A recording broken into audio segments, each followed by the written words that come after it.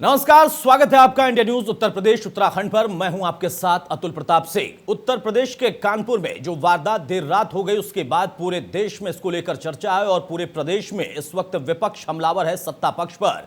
हालांकि सरकार सक्रिय होने की बात कर रही है और पुलिस महकमा बेहद ज्यादा सक्रिय है। आपको तस्वीरें जो हम दिखा रहे हैं, एक हिस्ट्री शीटर जिस पर 60 से ज्यादा मुकदमे और उसके घर पर दबिश देने पुलिस जब जाती है तो वहां पर बाकायदा पुलिस को घेर कर उन पर फायरिंग की जाती है। पुलिस टीम पर घातक हथियारों के इस्तेमाल करते हुए फायरिंग की गई और अंततः उसका नतीजा कि 8 पुलिसकर्मी शहीद हो गए।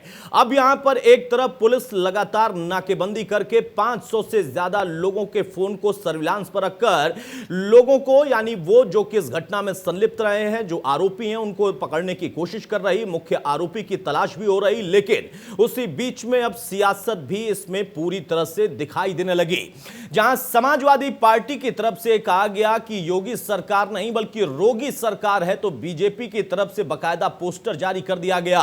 विकास दुबे की पत्नी जो कि जिला पंचायत सदस्य हैं और वो किस पार्टी के सिंबल पर चुनाव लड़ती हैं या फिर कहें कि किस पार्टी के नेता की फोटो लगाकर वो अपना प्रचार करती हैं, ये तमाम चीजें अब जवाबी तौर पर बीजेपी की तरफ से दी जाने लगी हैं। लेकिन सवाल यहां पर बहुत ज्यादा है कि क्यों आखिर इस तरीके की घटना हुई।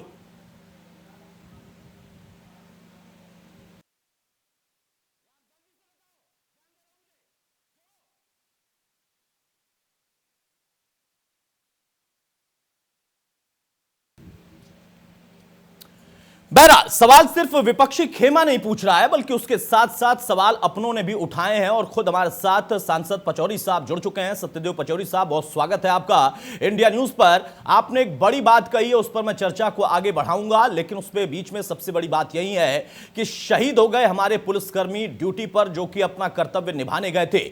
पचौरी साहब, आपने जिस बात का जिक्र किया है कि यह एक बड़ी साजिश है, मैं उस सवाल को बाद में लूंगा। सबसे पहला सवाल यह कि ये कैसे इतनी बड़ी चूक हो गई पुलिस महकमे के साथ, इस तरीके से जो वारदात हो गई, खुद एक ऐसा हिस्ट्री शीटर, उसको दबिश देने के लिए उसके घर पर अगर पुलिस पहुंची, बेखौफ उन्होंने हमला कर दिया।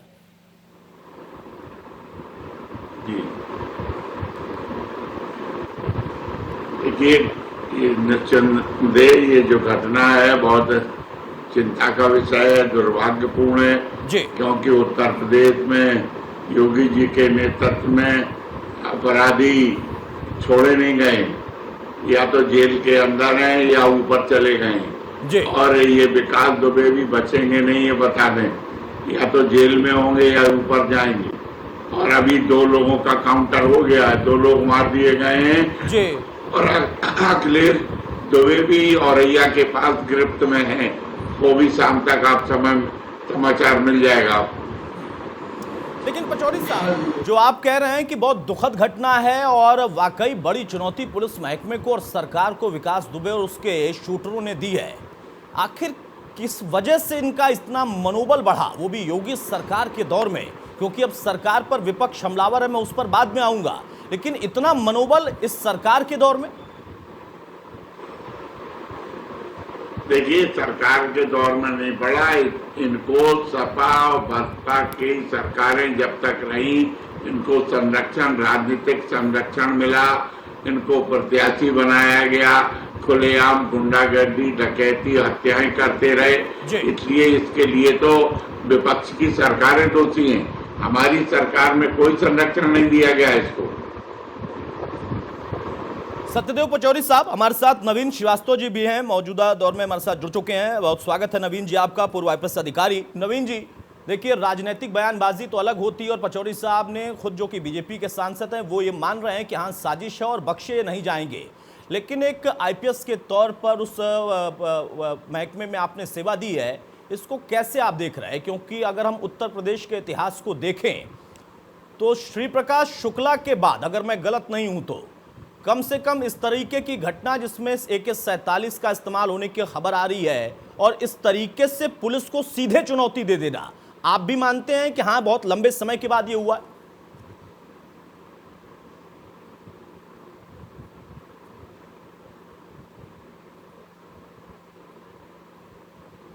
नवीन जी, मेरी आवाज आप तक जा रही है?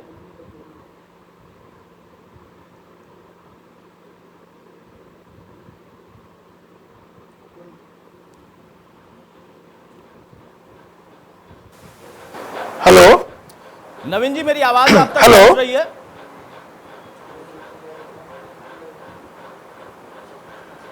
मैं लक्ष्मी नारायण बोल रहा हूं।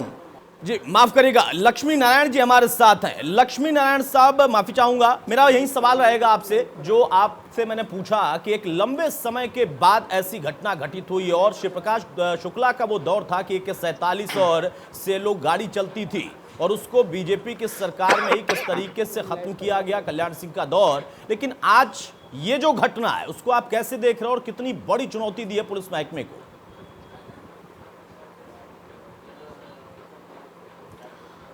देखिए अजय जी, किसी भी अपराध से जुड़ा हुआ जो अपराध नियंत्रण है उसके 3 पहलू होते हैं। पहला पहलू तो लेजिस्लेशन का है। तो हमें यह देखना है कि जो हम देखते हैं कि हमारे यहां कहीं ना कहीं पर हर कानून में कोई ना कोई लैकुना रह जा रहा है। दूसरा है इंप्लीमेंटेशन का और तीसरा है जुडिशरी का। यह व्यक्ति 60 मुकदमों में जुड़ा हुआ है, कई बार जेल जा चुका है। मुद्दा यह है कि यह जेल से छूट कैसे जाता है जी, और अभी तक इसको किसी में सजा क्यों नहीं हो पाई है। इसमें कहीं ना कहीं पर हमारी जो ये डिलेड जस्टिस सिस्टम है जी, ये बहुत हद तक रिस्पॉन्सिबल है इस पूरी कथा के पीछे जी। और सभी प्रकार के जितने भी अपराधों में जो बड़े माफिया बनते हैं उसमें कहीं ना कहीं हमारी डिलेड जस्टिस व्यवस्था ही जिम्मेदार है जी, वरना पुलिस ने तो पकड़ा ही है इसको। ऐसा तो है नहीं कि पुलिस ने पहले पकड़ा नहीं है, जी, पकड़ करके जेल भी भेजा है। लेकिन जमानतदार कौन है और जमानत क्यों दे दी जाती है? क्या न्यायपालिका इस बात को नहीं देख सकती है कि यह व्यक्ति बार बार जमानत दे करके इसके बाद पुनः अपराध करता है? लेकिन ये सब चीजों की वजह से जो खामियां हैं उसका फायदा सिर्फ एंटी सोशल एलिमेंट्स उठाते हैं।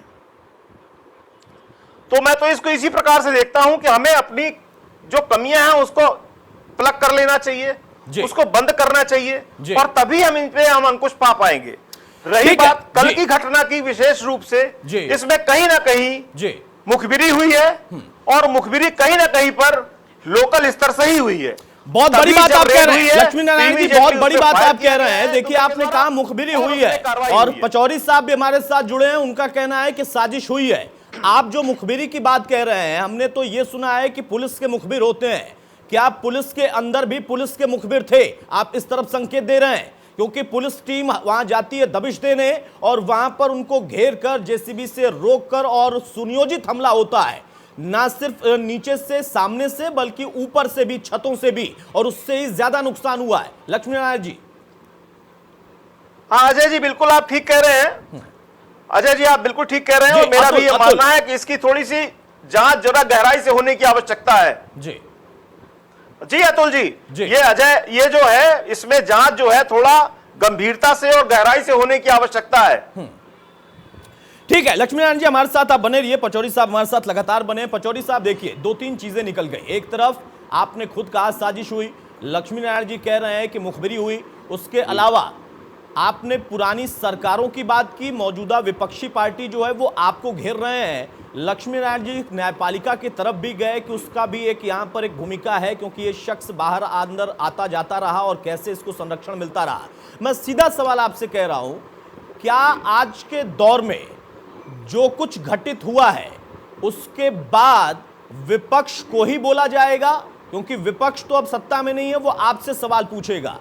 आप सत्ता में हैं तो आप इसको खुद अपने स्तर पर कितना गंभीर मानते हैं और क्या चाहते हैं कि किस दिशा में अब काम हो? क्योंकि अखिलेश यादव लिख रहे हैं कि छोटे मोटे 1-2 को ढेर करके पुलिस मुख्य आरोपी को बचा रही है या यहां पूरे घटनाक्रम से ध्यान भटका रही है। देखिए, पुलिस बचाएगी नहीं और ये निश्चित मानिए हमारी सरकार में अपराधियों को संरक्षण नहीं दिया जाता। ये तो अखिलेश यादव की सरकार नहीं है जहां अपराधियों को संरक्षण दिया गया है। हमारे यहाँ तो अपराधी या तो जेल में हुए हैं या मारे गए हैं और ये भी बचेगा नहीं। ये निश्चित मानिए 24 घंटे के अंदर ये काउंटर होगा इसका। लेकिन पचौरी साहब देखिए, वो तो दूसरे विषय है। यहां पर सवाल यह है कि आज आपने कहा कि साजिश है, आपको खुद क्या लग रहा है कि इसमें किस तरीके की साजिश थी? और संरक्षण की अगर हम बात करें तो आप कहते हैं कि इस सरकार में कोई संरक्षण नहीं है। 2001 से लेकर अब तक 60 से ज्यादा मुकदमे, बीजेपी नेता की हत्या, कांग्रेस नेता की हत्या, तमाम तरह के जो गंभीरतम अपराध हैं सब कुछ इस शख्स ने किया। आखिर क्या वजह रही कि ये संरक्षित भी रहा और इसका जो दायरा था वो बढ़ता चला गया? एक ऐसा शख्स जो कि बिल्कुल फिल्मों की तरह 5-6 गांव में अपना साम्राज्य चलाता है, 50-60 कैमरों से, उसकी सीसीटीवी कैमरों से मॉनिटरिंग होती रहती है कि कौन उस इलाके में आ रहा है, कौन जा रहा है, वो सारी चीजें बकायदा देखता रहता है। देखिए, इसका मुख्य कारण ये है कि जो इसने केसेस किए हैं उसमें गवाह नहीं मिले, गवाह मुकर गए हैं और पुलिस की कार्रवाई भी ढीली रही है। कहीं न कहीं त्रुटियां पुलिस की कार्रवाई में कमियां हुई हैं, जिसके कारण ये अपराधों में छूट गया। कोई आदमी 60 मुकदमों में छूट जाए, हत्याओं में छूट जाए, इसमें तो ये इंगित करता है कि पुलिस की भूमिका भी संदिग्ध रही है। राजनीतिक भूमिका की अगर बात करें तो पचौरी साहब, आपको खुद क्या लगता है, क्या आपने इसके पहले भी इस शख्स को लेकर कोई अपनी स्तर पर शिकायत कभी की या इस मुद्दे को उठाया कि एक ऐसा शख्स है जो कि घटनाएं करता है, गवाह नहीं मिलते हैं, वो छूटता चला गया? एक तो ये देहात का मामला है, एक बात। दूसरे, एक हरिकिशन श्रीवास्तव थे जी, MLA रहे चौबेपुर से, उनका संरक्षण प्राप्त था इसको, और जो मंत्री भी रहे सपा सरकार में, समाजवादी सरकार में, ऐसे लोगों के कारण इसको बढ़ावा मिला जी। लेकिन समाजवादी पार्टी की तरफ से ये कहा जा रहा है कि बीजेपी का संरक्षण है। मायावती मांग कर रही है कि एक अच्छी नीति, मायावती ने कोई यहां पर राजनीति की बात नहीं की, उन्होंने कहा कि ये एक अच्छी नीति बनाकर बाकायदा विशेष अभियान चलाकर इस शख्स को खत्म किया जाए या फिर इसका नेक्सस तोड़ा जाए। देखिए, एनेक्सिस भी टूटेगा, ये खत्म भी होगा। अभी औरैया के पास घिरा हुआ है, ये आपको बता दें लेटेस्ट में जी। पुलिस बराबर पीछे लगी हुई है, पीछे कर रही है, और औरैया में भी एक कितने सिपाही पे गोली चला के भागा है। तो ये पकड़ तो 24 घंटे के अंदर ये या तो पकड़ा जाएगा या इनकाउंटर होगा, ये निश्चित मान लीजिए। ठीक है, पचौरी साहब हमारे साथ बने रहिए। लक्ष्मी नारायण जी हमारे साथ लगातार बने। लक्ष्मी नारायण जी, देखिए, न्यायपालिका की अगर आप बात कर रहे थे तो न्यायपालिका के भी अपने कुछ नियम कायदे होते हैं। जब गवाह ही ना हो तो फिर न्यायपालिका भी क्या करे? तो हम सिर्फ अपने जस्टिस सिस्टम पर ही सवाल नहीं खड़े कर सकते, हम पूरे सिस्टम पर अगर देखें तो सवाल खड़े होते हैं। यहां पर राजनीतिक दल एक दूसरे पर आरोप प्रत्यारोप लगाएंगे, पुलिस की भूमिका पर भी सवाल है। आपको खुद क्या लगता है कि इस पूरे घटनाक्रम में कहीं ना कहीं अंदर से, सिस्टम के अंदर से, यानी पुलिस महकमे के अंदर से कोई मुखबिरी हो गई, दबिश देने की जो खबर थी वो लीक हुई? और दूसरा पहलू भी मैं जानना चाहूंगा कि अगर लीक नहीं भी हुई, आपको नहीं लगता कि हाँ बहुत हल्के में ले लिया गया और वहां पर बड़ी कम संख्या में पुलिसकर्मी पहुंचे और वहां तो हथियारबंद लोगों का पूरा जमावड़ा था?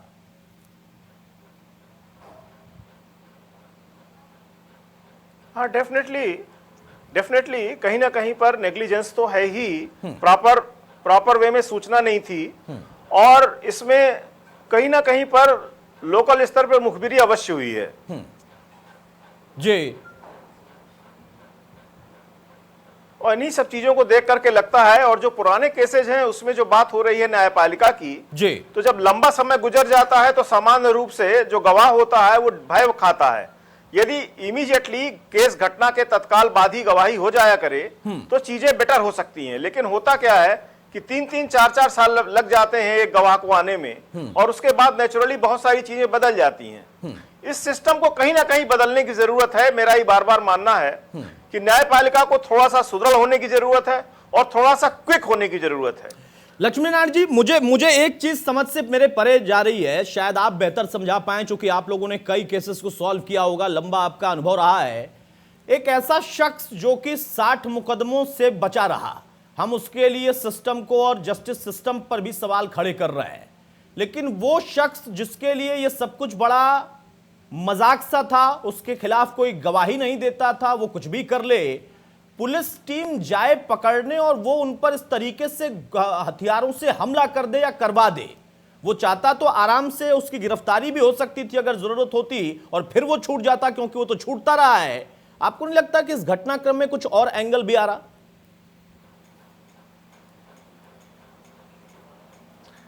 नहीं, असल में कई बार क्या होता है कि रात में रेड हुई है, वरना जैसे ऐसे मुलजिमों की ज्यादातर रात में रेड नहीं होती है, ये लोग सब दिन में रेड होती है, लेकिन इसकी तो रात में रेड की गई है, तो पूरी मुखबिरी के साथ करना चाहिए था। कितने आदमी हैं, किस प्रकार का असलाह है और क्या है, तो कहीं ना कहीं पे रेड में लापरवाही है, और लोकल स्तर पर उसको भी मुखबिरी मिल गई थी कि कितना पुलिस आ रहा है और क्या पोजीशन है, और इसीलिए इस प्रकार की घटना दुर्भाग्यपूर्ण हो सकी है।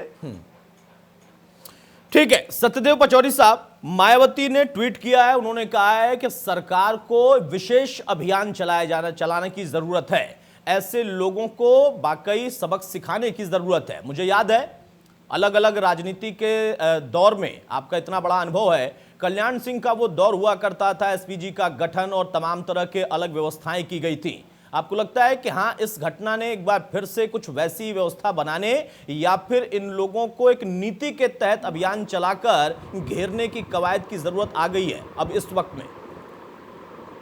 नहीं, ये मायावती का बयान स्वागत योग्य, उन्होंने सही सलाह दी है, और ये काम पुलिस को करना चाहिए कि उत्तर प्रदेश में जो ऐसे अपराधी हैं उनको घेर के या तो गिरफ्तार करें या काउंटर करें। और मैं तो काउंटर का पक्षधर हूं, ये आपको बता दूं, और खुलेआम कहता हूं। ठीक है, लेकिन अब यहां पर राजनीतिक जो आरोप लग रहे हैं, आप कह रहे हैं कि सपा का संरक्षण था, अखिलेश ने सरकार को रोगी सरकार बोल दिया है। वो कहते हैं ये योगी सरकार नहीं है, रोगी सरकार है। और अब जो पोस्टर्स आ रहे हैं, आप भी बता रहे हैं, उसमें नेताजी का, अखिलेश यादव का फोटो लगा है। विकास दुबे की पत्नी अगर चुनाव लड़ने जाती हैं तो समाजवादी पार्टी का एक सिंबल लेकर जाती हैं, इस तरीके की बातें हैं, पोस्टर भी आने लगा है। देखिए, एक घटना से सरकार का आकलन नहीं करना चाहिए, और वो कह रहे हैं जिनके घर स्वयं शीशे के बने हुए हैं जी, अखिलेश जी, उनकी सरकार में तो अपराधी पूरे हर जिले में अपराधी थे, भू माफिया थे, हत्यारे थे, वो अखिलेश बात कर रहे हैं। अभी फिलहाल अपराधियों के दम पर सरकार। जी पचौरी साहब, आपने दो तीन महत्वपूर्ण बातें कह दी है कि ना सिर्फ छोड़ा नहीं जाएगा, बख्शा नहीं जाएगा, अगर जरूरत पड़ी तो इनकाउंटर भी होगा उसका, और आप खुलकर ये बात कह रहे हैं। लेकिन इस बार चूंकि आप खुद जानते हैं वो शख्स बड़ा शातिर है, राजनीतिक तौर पर किसका संरक्षण प्राप्त है, ये सारी बातें साबित होने में वक्त लगता है, लेकिन वो गवाह पैदा होने ही नहीं देता है। इस पूरे मामले के बाद, क्योंकि हमने 8 पुलिसकर्मियों को खो दिया है, वो शहीद हुए ऑन ड्यूटी, और तस्वीरें वाकई बड़ी विचलित करने वाली थी, मैं अपने टेलीविजन स्क्रीन पर दिखा भी नहीं सकता। अब ऐसे शख्स या इस तरह के कोई भी हो, गुंडे, इनके लिए गुंडा शब्द ही सीधा है, ये अपराधी, ये गुंडे अगर इस सरकार में भी सबक ना पाए तो फिर कुछ बदलता दिख नहीं रहा है। ये बात भी आम जनता के मन में जाएगी। मुझे योगी जी के नेतृत्व पर पूर्ण विश्वास है, मैं उनके स्वभाव को जानता हूं, वो ऐसे अपराधियों को कदापि बर्दाश्त नहीं करते, न किसी की सुनते हैं, और उनका निर्देश हो गया है, मुझे पता है उन्होंने जो निर्देश पुलिस अधिकारियों को दिए हैं, तो ये एक्शन होगा, 24 घंटे के अंदर होगा, ये बता दूं। पचौरी साहब, आपने राजनीति का बहुत लंबा आपका अनुभव रहा है, क्या आपको लगता है कि इस घटनाक्रम में कोई पॉलिटिकल एंगल भी है? क्योंकि अगर हम उत्तर प्रदेश और बिहार के इतिहास को देखें, बाहुबलियों का सहारा लेना, समय अंतराल पर सरकार को भी विचलित करने के लिए घटनाओं को करवाना, क्या इसकी भी कोई संभावना आपको दिखती? और यह है तो अपने आप में बड़ी चुनौती सरकार के लिए भी है, खुफिया तंत्र के लिए भी है। नहीं, ये तो देखिए विरोधी दल के लोग कर ही रहे हैं, तमाम चीजें, तमाम ऐसे मुद्दे उठा रहे हैं जो सरकारें कमजोर हो, देश कमजोर हो, देश में आपस में समाज में भ्रांतियां पैदा हो, ये राजनीतिक दल कर रहे हैं। अब जब हम लोग चाइना का साथ दे सकते हैं, तो ये तो यहाँ का गुंडा माफिया की बात कर रहे हैं, ऐसे लोग बयान दे रहे हैं। बीजेपी से लेकिन कभी कोई संरक्षण नहीं है, ये बात आप कहेंगे यहाँ पर? क्योंकि आरोप लग रहा है, मैं बार बार इसलिए पूछ भी रहा हूँ पचौरी साहब। बिल्कुल, मैं कह रहा हूँ, अरे भाई इससे बड़ी बात और क्या होगी कि बीजेपी के संतोष शुक्ला जो राज्य मंत्री के दर्जा प्राप्त थे, उनकी थाने में हत्या हुई थी जी। समाजवादी सरकार के समय हुई। ठीक है लक्ष्मी नारायण जी, आखिरी सवाल आपसे मैं कर रहा हूं यहां पर। अब जो है वो पुलिस को ही करना है सरकार की तरफ से। पचौरी साहब देखिए बतौर सांसद भी कह रहे हैं और योगी सरकार पर, योगी जी पर उनको भरोसा भी है और निर्देश मिल चुके हैं सख्त कार्रवाई के, ये भी वो कह रहे हैं। लेकिन अब पुलिस चूक ना जाए, क्योंकि एक चूक में हमने 8 पुलिसकर्मी खो दिए हैं, कई अब जख्मी हैं। और जो तस्वीरें हैं वाकई मैं अंदाजा लगा सकता हूं कि उनके परिवार वालों तक वो तस्वीर जाएगी या उनका पार्थिव शरीर जब पहुंचेगा तो क्या बीतेगी उन पर। यहां पर एक ठोस मैसेज देने की जरूरत है। पहले भी हमारे इन्हीं पुलिस कर्मियों ने कई बड़े बड़े गुंडों को घुटने पर ला दिया या ढेर कर दिया है।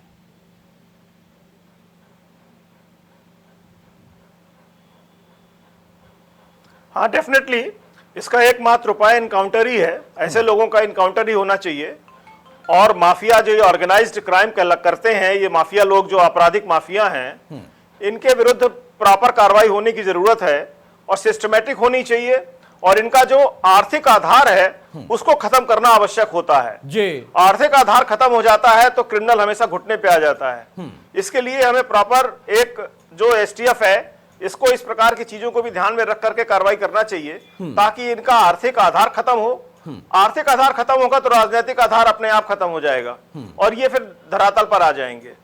इस पे बहुत सोच समझ के कार्रवाई करने की आवश्यकता है। जैसी खबरें आ रही हो, जिस तरीके की पृष्ठभूमि इस अपराधी की रही है, वारदात के बाद या तो फरार होने की कोशिश करता है या गिरफ्तार होने का, सरेंडर कर देने का प्रयास करता है, क्योंकि ये सिस्टम से खेलता है। इसको पता है कि कहां पर लूप होल्स हैं। यहां इस पूरे घटनाक्रम में आपको क्या लगता है कि हाँ पुलिस वाकई इसको इस बार पकड़ने में और ठोस तरीके से इसके खिलाफ सबूत इकट्ठा करने में, या अगर ये क्रॉस फायरिंग करता है, पुलिस के साथ मुठभेड़ होती है तो ढेर करने में कामयाब रहेगी?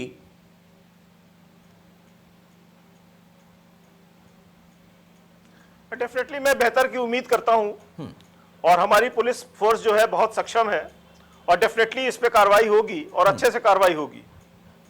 ठीक है पचौरी साहब, बहुत संक्षेप में सर फाइनल कमेंट सिर्फ इतना ही कि यहां पर आपने दोनों चीजें स्पष्ट कर दी हैं। आपने अपना पक्ष भी रख दिया कि व्यक्तिगत तौर पर आप ऐसे अपराधियों के लिए क्या चाहते हैं और सरकार की बात भी आपने रख दी है। लेकिन पुलिस महकमे में भी कई बार लूप होल्स निकल जाते हैं और वहां से भी कुछ न कुछ चूक हो जाती है, उसका फायदा ऐसे लोग उठाते हैं। इस बार कम से कम सरकार वो चूक नहीं होने देगी। इसके लिए चूंकि बड़े अधिकारी डीजीपी ने बताया कि भेजे गए हैं लखनऊ से वहां पर, तो वो एक ठोस नीति पर ही काम करेंगे।